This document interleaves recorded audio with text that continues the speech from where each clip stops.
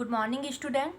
आज मैं आप लोगों को कक्षा 9 के क्षितिज के काव्य खंड से ललद्द द्वारा रचित वाक की व्याख्या करने जा रही हूँ। उससे पहले हम ललद्द के बारे में थोड़ा सा जान लेंगे। ललद्द कश्मीर की लोकप्रिय कवियत्री हैं। उनके जीवन के बारे में प्रामाणिक जानकारी तो नहीं मिलती, किंतु कहा जाता है कि उनका जन्म 1320 ईस्वी के आसपास श्रीनगर के पास स्थित एक गांव में हुआ था।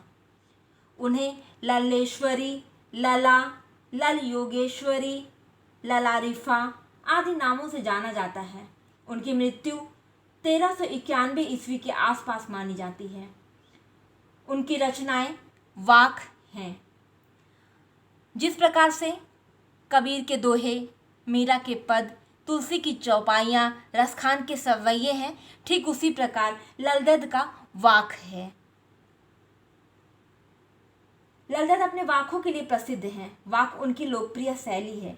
उन्होंने 14वीं सदी में जितनी सरल हिंदी में कविता लिखी है वह आश्चर्यजनक है। उनकी कविता में न संस्कृत का दबाव है, न अरबी फारसी की बोझिल शब्दावली का। वे अत्यंत सरल और अकृत्रिम हिंदी का प्रयोग करती हैं। ललद्द का काव्य अन्य संत कवियों की भांति भक्तिपूर्ण है। उन्होंने जाति, मत और संप्रदाय के भेदों से ऊपर उठकर ईश्वर की भक्ति करने की प्रेरणा दी। उन्होंने धार्मिक आडंबरों का विरोध किया और मानव प्रेम को सर्वोच्च माना है। उन्होंने अपनी वाणी में जीवन की नश्वरता और प्रभु भक्ति की अनिवार्यता पर बल दिया है। इसलिए वो कहती हैं कि रस्सी कच्चे धागे की खींच रही मैं नाव, जाने कब सुन मेरी पुकार, करे देव भवसागर पार। पानी टपके कच्चे सकोरे, व्यर्थ प्रयास हो रहे मेरे, जी में उठती रह रह हुक, घर जाने की चाह है मेरे। ये इनका पहला वाक्य है जिसकी व्याख्या हम अब पढ़ेंगे। तो सबसे पहले कुछ शब्दों के अर्थ देख लेते हैं। जैसे भवसागर, भवसागर मतलब संसार रूपी सागर। कच्चे सकोरे, कच्चे धागे से बना एक रस्सा। हुक, हुक मतलब तड़प और वेदना। कवित्री कहती हैं, रस्सी कच्चे धागे की खींच रही मैं नाव। यह जीवन कच्चे धागे की रस्सी के समान नश्वर है, जिसके सहारे मैं प्रभु भक्ति की नाव को खे रही हूँ। ना जाने मेरे देव मेरी पुकार कब सुनेंगे और मेरा बेड़ा कब पार करेंगे। कच्चे धागे से बनी रस्सी पर पानी की एक एक बूंद नित्य गिर रही है, अर्थात समय बीतता जा रहा है, मृत्यु समीप आती जा रही है। प्रभु मिलन के सब प्रयास व्यर्थ हो रहे हैं। मेरे हृदय में रह रह कर एक तड़प उठती है कि मैं कब अपने प्रभु से मिलूंगी। अब मैं अपने घर अर्थात परमात्मा लोक में जाना चाहती हूँ। ये उनके पहले वाक्य की व्याख्या है। उनका दूसरा वाक्य है, खा खाकर कुछ पाएगा नहीं, ना खाकर बनेगा अहंकारी, सम खा तभी होगा संभावी, खुलेगी सांकल बंद द्वार की। अहंकारी अर्थात घमंडी, सम अर्थात अंतःकरण और बाह्य इंद्रियों पर संयम, संभावी समानता की भावना रखने वाला, सांकल अर्थात कुंडी, जो द्वार को बंद करते हैं तो उसमें हम लोग कुंडी लगाते हैं, वह उसका अर्थ है। इसका भावार्थ है कि कवित्री कहती हैं, हे मनुष्य, तू सांसारिक भोगों में लीन मत हो। भोगों से कुछ प्राप्त नहीं होगा और ना ही भोग के विरुद्ध त्याग और तपस्या का जीवन अपना। इससे मन में अहंकार उत्पन्न होगा। तू भोग और त्याग के मध्य जी, अर्थात कहने का है न तो आप सांसारिक वस्तुओं के ही प्रति पूरी तरीके से मोह बनाकर रखिए और ना ही एकदम से वैरागी जीवन जिए। आप दोनों कीजिए, आप पूजा पाठ भी कीजिए, परमात्मा में ध्यान भी कीजिए और जो इस संसार की सुख सुविधाएं हैं आप उनका भी प्रयोग कीजिए। इंद्रियों पर उचित संयम रखिए, तभी तू सुख दुख और भोग त्याग के बीच समान भाव से रहना सीख पाएगा। इसी सब मनोदशा में प्रभु भक्ति के बंद द्वार खुलेंगे और तेरा प्रभु से मिलन होगा।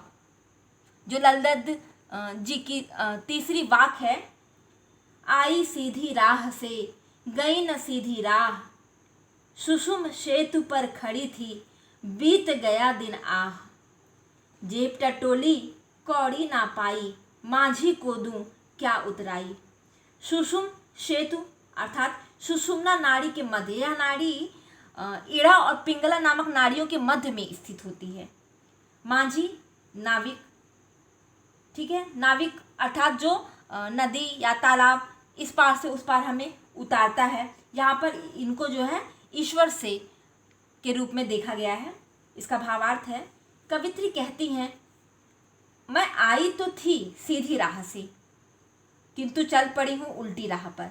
आशा यह है कि कवित्री परम प्राप्ति के पथ पर ठीक ही आई थी, किंतु उनसे गलती से हठ योग का मार्ग उन्होंने गलती से पकड़ लिया है। वह जीवन भर सुषुम्ना नाड़ी को साधने का प्रयास करती रही, मतलब अपनी कुंडलिनी जागृत करती रही, ठीक है, कि मेरी किसी भी चीज़ में एकाग्रता बनी रहे। लेकिन इसी में सारा संसार बीत गया और उन्हें दुख है कि अंत में जब उन्होंने अपनी जेब टटोली तो उसमें कुछ भी ना था, सारा जीवन व्यर्थ हो गया। अब वह परमात्मा को जवाब देने योग्य भी नहीं रही। उतराई के नाम पर उनके पास कुछ भी शेष नहीं है। यहाँ पर उतराई के नाम पर कुछ भी शेष होने से मतलब है आपके अच्छे कार्य, आपके द्वारा किए गए पुण्य कार्य। तो हम इस पृथ्वी पर आते हैं तब हमें इस पृथ्वी में जो भी लोभ है उससे हमारा कोई आमना सामना नहीं होता है, लेकिन इस पृथ्वी पर आने के बाद हम प्रभु को भूलते जाते हैं, ठीक है। तो वही वो कह रही हैं कि संसार में आने के बाद जो है मेरा पूरा सारा जीवन बीत गया है, और अंत में जब वह देखती हैं तो उतराई में देने के लिए उनके पास कुछ भी नहीं बचा है।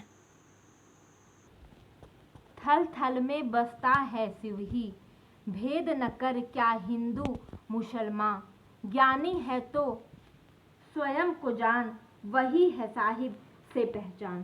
थल थल स्थान को कहा गया है, जगह, ठीक है, जहाँ हम खड़े होते हैं। शिव, यहाँ प्रभु शिव शंकर भोलेनाथ को कहा गया है। साहिब अर्थात ईश्वर। कवित्री कहती हैं कि वह परमात्मा कल्याणकारी है जो हर जगह विद्यमान है, इसलिए हिंदू हो या मुसलमान उसे अपनाने में किसी को भी भेदभाव नहीं करना चाहिए। कवित्री ज्ञानी मनुष्य को संबोधित करके कहती हैं कि हे ज्ञानी, अगर तू सच्चा ज्ञानी है तो पहले स्वयं को जान, अपने आत्म रूप को पहचान। आत्मा से ही परमात्मा को जाना जा सकता है।